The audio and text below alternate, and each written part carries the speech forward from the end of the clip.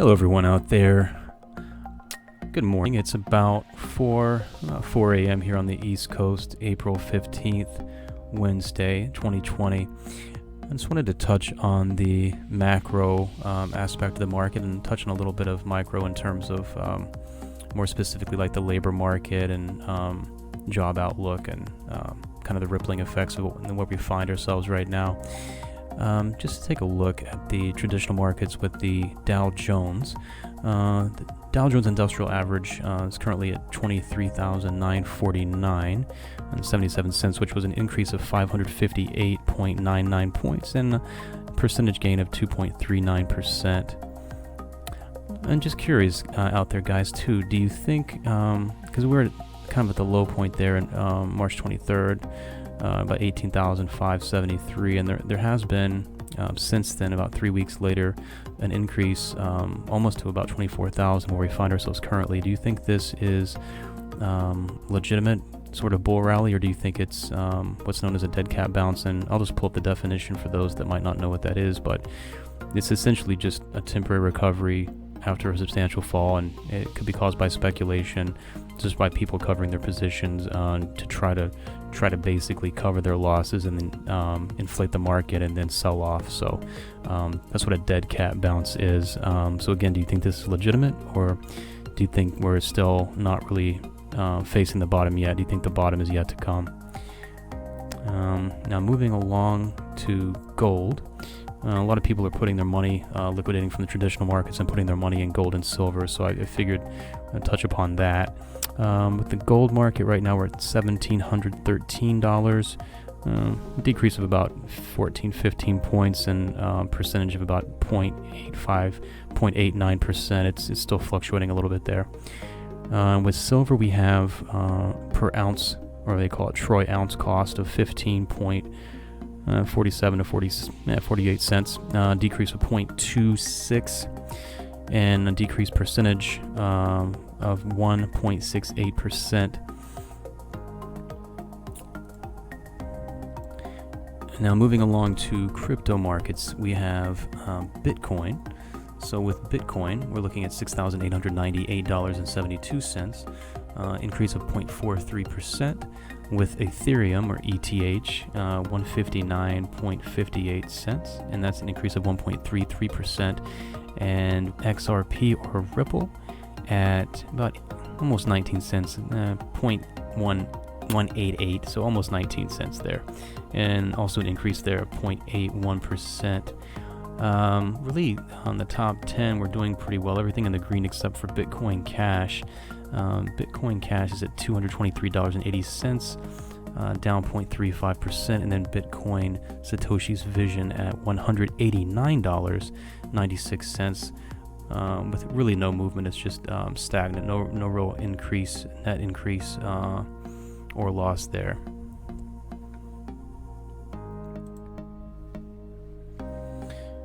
Now, just moving forward to the job market, and this was just reported. This was reported April 12th.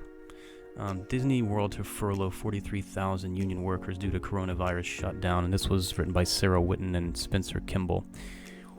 Walt Disney World Resort will furlough 43,000 union workers while its theme park remains closed as authorities restrict large gatherings due to the coronavirus pandemic, according to the Service Trades Council Union. In a statement Sunday, Disney confirmed it reached an agreement to maintain health insurance and other benefits during the furlough, which will begin April 19th. Disney will pay 100% of health insurance costs for workers currently covered for the duration of the furlough up to 12 months, according to the Services Trade Council Union. Quote, "We are pleased to have reached an agreement with the Service Trades Council Union that will maintain members' health insurance benefits coverage, educational support, and additional employee assistance programs during a temporary furlough effective April 19th, end quote. Walt Disney World Resort said, quote, "This agreement provides an easier return to work when our community recovers from the impact of COVID-19. We are grateful to have worked together in good faith to help our cast members navigate these unprecedented times." A small group of less than 200 workers will remain on the job during closure, the union said. And this news comes just weeks after Disney announced plans to furlough some of its non-union workers at its U.S.-based theme parks and stop collecting payments for its annual park passes. The entire Disney Parks Experiences and Products segment has around 177,000 cast members. This includes people who work in its theme parks and at retail locations like the Disney Store. And so there's more news like this, and going back a little bit, and this was from March 30th, article by Melissa Repko, CNBC here. It was talking about Kohl's and Macy's, so I'll just kind of read from that just briefly here. Kohl's will furlough about 85,000 employees. Macy's furloughs majority as retailers cope with significant sales losses. Macy's and Kohl's said Monday that they will most furlough employees as the... I think that's reversed. It will furlough most employees, not most furlough. Anyway, furlough employees as the department store chains cope with significant sales losses during the coronavirus pandemic. Macy's said the majority of its employees will go on furlough starting this week. Kohl's said employees at stores and store distribution centers and some in-store related corporate positions will be furloughed. Kohl's is furloughing about 85,000 of its approximately 122,000 employees, according to company spokeswoman Julia Finley. The company has 1,159 stores. It will continue to ship and have curbside pickup from stores with a limited staff, she said. Macy's would not say how many employees are affected. And just going a little bit further here, Macy's and Kohl's are among the dozens of retailers that have been forced to close stores to slow the spread of the coronavirus in the U.S. All of Macy's and Kohl's stores are closed, and they have not decided when they'll be able to reopen. Now, I found this interesting. There's a gentleman here. He's actually a billionaire. He's one of the executives with Facebook, so he made a lot of money off the Facebook startup. But his name's Chamath Palihapitiya. And he's talking on his podcast with Anthony Pompliano called the Pomp Podcast.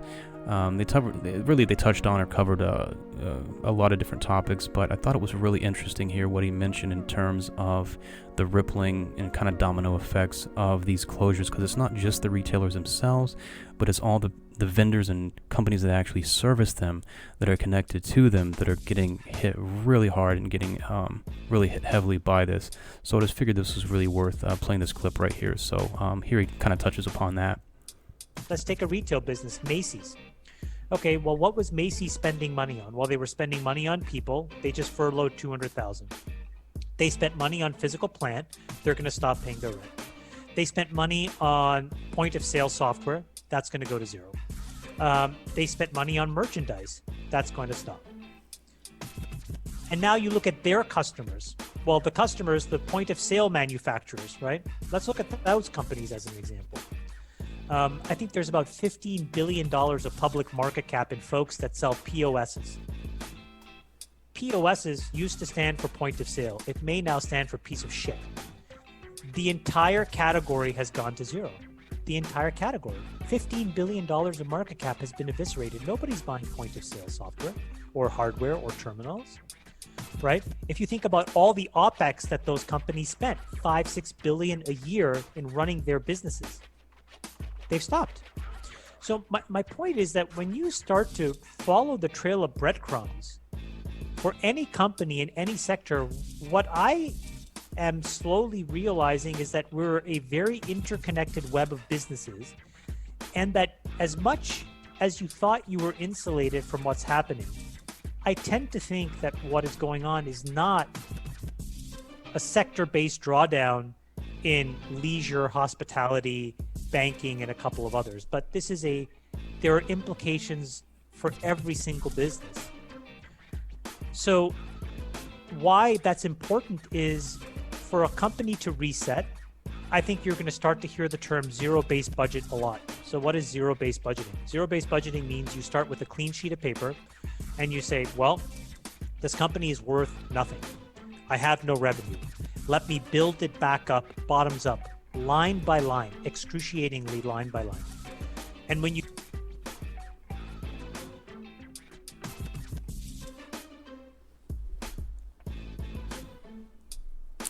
So interestingly enough, too, Chamath actually went on CNBC, and there was a host there, Scott Wapner, where he was talking about the bailouts that the airlines and a lot of the large corporations are asking for. And he basically held no punches. He was very adamant that they should not actually get any bailouts due to irresponsible financial decisions that they've made, including a lot of these stock buybacks. So I think he was really seeing red here. He was shocked at what Chamath said. So I thought this was just golden because, a lot of people on Main Street, we're supposed to get, a $1,200 stimulus check to last us for a month, 2 months. And, who knows if there's going to be, a proposal for any more stimulus where these companies are going to get billions upon billions of dollars. And of course, some might argue that these are essential businesses, these large corporations, and then they are too big to fail. They're too large to fail. And just like 2008, 2009, where a lot of these companies had massive bailouts through quantitative easing and just printing of money, which, debasement of the currency by putting more money in circulation, kind of seeing history repeat itself. But I thought this was just really worth listening to. This is great. So I'm just going to play this here shortly. It's a great clip. Are you you keep saying propping up zombie companies. Are you arguing to let airlines, for example, fail? Yes. Why? I mean, how does that make sense in the broader scheme of the economy? Because when you look at what it means, this is why I'm saying, this is a lie that's been purported by Wall Street. When a company fails, it does not fire their employees. It goes through a packaged bankruptcy, right? If anything, what happens is the people who have the pensions inside those companies, the employees of these companies, end up owning more of the company. The people that get wiped out are the speculators that own the unsecured tranches of debt, or the folks that own the equity. And by the way, those are the rules of the game. That's right, because these are the people that purport to be the most sophisticated investors in the world. They deserve to get wiped out. But the employees don't get wiped out. The pensions don't typically get wiped out. Why does anybody, I just don't understand, why does anybody deserve, using your word, to get wiped out from a crisis created like this? How does anybody deserve to get wiped out? Well, but just be clear, who are we talking about? We're talking about a hedge fund that serves a bunch of billionaire family offices? Who cares? Let them get wiped out. Who cares?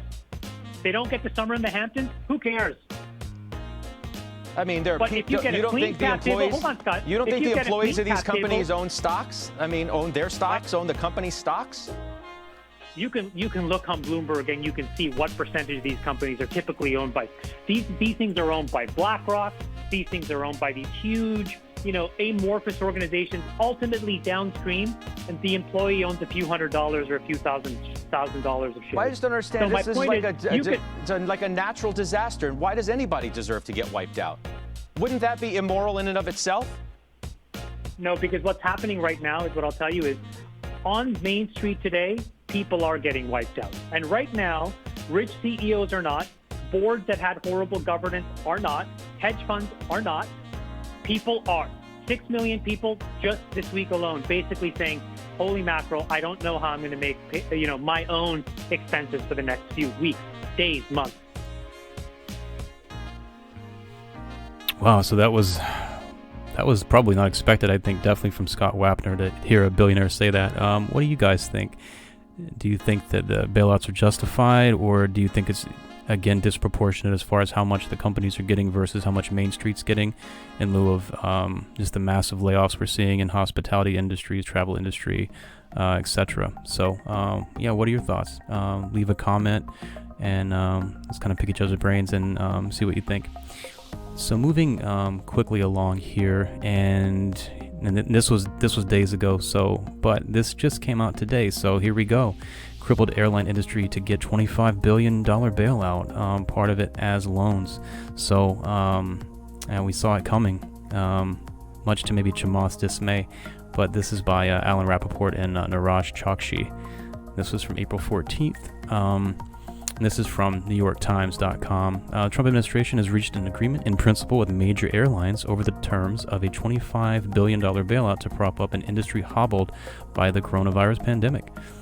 Treasury Department said that Alaska Airlines, Allegiant Air, American Airlines, Delta, Frontier, Hawaiian, JetBlue, United, SkyWest, Southwest Airlines also would participate. The program is supposed to help the companies pay their workers and was created as part of the economic stabilization package that Congress passed last month.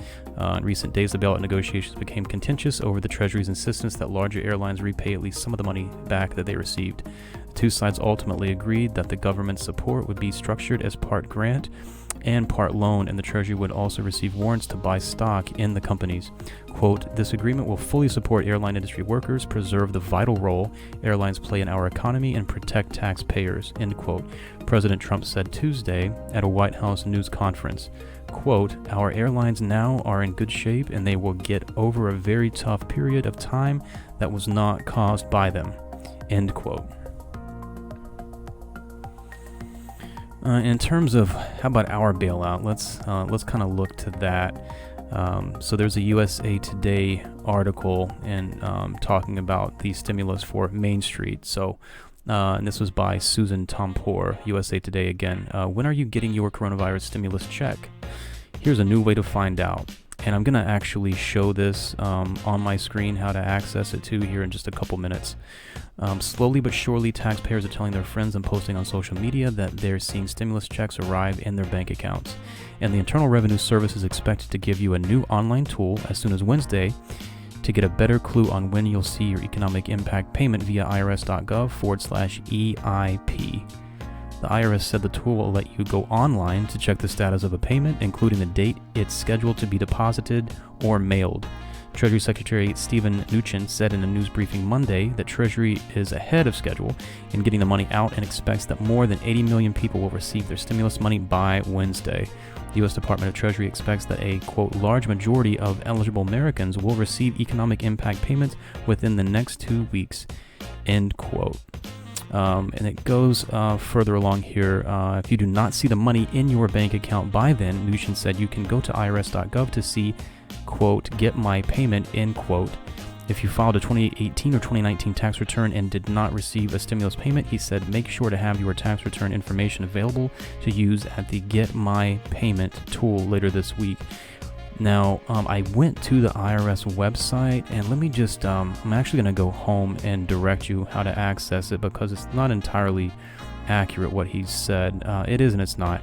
But if you go to the main irs.gov page, you actually first have to go down, and this is at least the way that I was able to locate it. Look for the wonderful thumbnail with all the coronaviruses here floating around, and you click on coronavirus tax relief thumbnail. From there, I went down, and I'm going down to where it says information for with 3 ellipses. You have individual and families, businesses and tax-exempt entities, and health plans and retirement plans. So I went under individuals and families. There's 3 bullet points. You have one taxes due July 15th, and the second bullet point, it says economic impact payments. Click on that. And then under economic impact payments, you actually have 2 boxes. You have non-filers. Enter your payment info here. And this is if you don't file taxes, use the non-filers. Enter your payment info here. Application to provide simple information so you can get your payment. You should use this application if you did not file a 2018 or 2019 federal income tax return because your gross income was under $12,200. Less than $24,400 for married couples. This includes people who had no income or you weren't required to file a 2018 or 2019 federal income tax return for other reasons. Now, the box to pay attention to is the second one under Filers Get Your Payment. So this is where you have the Get My Payment button that was being referred to by Mnuchin, or being referred to by the IRS. So under this, we have Filers Get Your Payment. Use the Get My Payment application coming mid-April to, and you have 3 bullet points here. Check your payment status, confirm your payment type, direct deposit or check.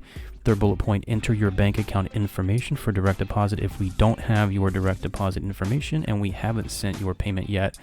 Now, as of right now, the Get My Payment button is here, but it's inactive. It's gray, so you can't actually click on it yet, and it's about 4:30 in the morning on Wednesday, so this might open up possibly later today or tomorrow, so we'll see. But as of right now, it's not active. So that about does it. And just kind of sidebar, I mean, I feel really fortunate. I'm in healthcare, so even though I am putting myself at risk, I am relatively healthy, so I think I'll be okay even if something were to happen. But I mean, again, you never know. But a lot of people, you have essential workers, but you do have a lot of people that work in hospitality in these industries that have been heavily and deeply impacted by this. And what's been your experience? I mean, are you filing for unemployment? And if so, what was the process? Was it very difficult? Was it challenging, or was it a smooth process? Are you investing? Are you keeping your money on the sidelines? I know a lot of people are taking their money out of traditional markets and putting them in precious metals like gold and silver, putting them in crypto like Bitcoin. Are you just holding on to cash and waiting for the market to potentially bottom out? If you think, again, the market's currently, it's more like a dead cat bounce, like not a true bottom. So yeah, let me think, or rather let me know what you think in the comments. And until next time, stay safe out there, guys, and talk to you next time. Bye.